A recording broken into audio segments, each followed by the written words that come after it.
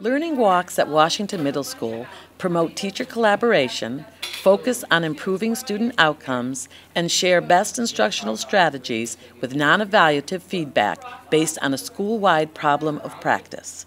The Learning Walk begins with a meeting to discuss norms, guidelines, and the debriefing process. Facilitators reinforce the idea that the Learning Walk is non-judgmental with a designated focal area. Each Learning Walk team includes teachers, administrators, and central office staff. The participants are notified of the schedule and area of focus prior to the walk. Throughout the Learning Walk, each member of the team gathers evidence regarding the school's area of focus. An average of 10 minutes is spent in each classroom. After leaving the classroom, the debriefing process occurs.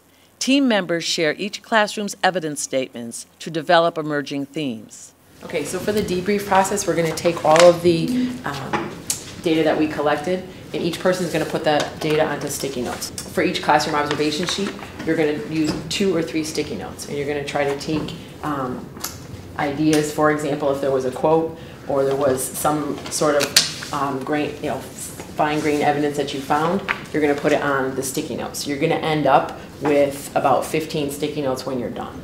Then we're going to meet within our small groups, so Team A and Team B on each side here, and we're going to try to organize them by trends or by concepts. If Denise saw something, I saw something in that had to do with students working in pairs, then we would all group that into one area.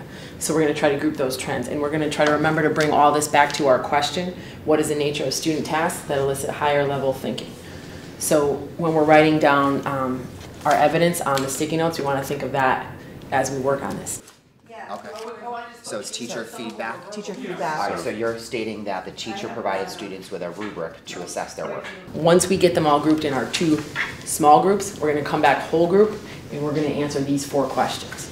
So with the evidence that we found and put on the sticky notes from each classroom, we're going to find what the strengths we saw, what trends we observed, what were the implications for professional development for teachers and administrators, and what data did we collect that related to the school improvement goals, and what were the implications for next year's school improvement planning. Themes are identified, and feedback is disseminated to all staff members in a timely manner. Professional development is encouraged to promote growth in the school-wide problem of practice. Again, thanks everyone for coming today and taking part in Learning Walks. It's a powerful, powerful process as you've seen. Again, we're moving towards providing our own PD in school now by looking at our own strengths, our own trends that we see in classrooms, and figuring out what we can do, what kind of professional development we can offer our staff in-house.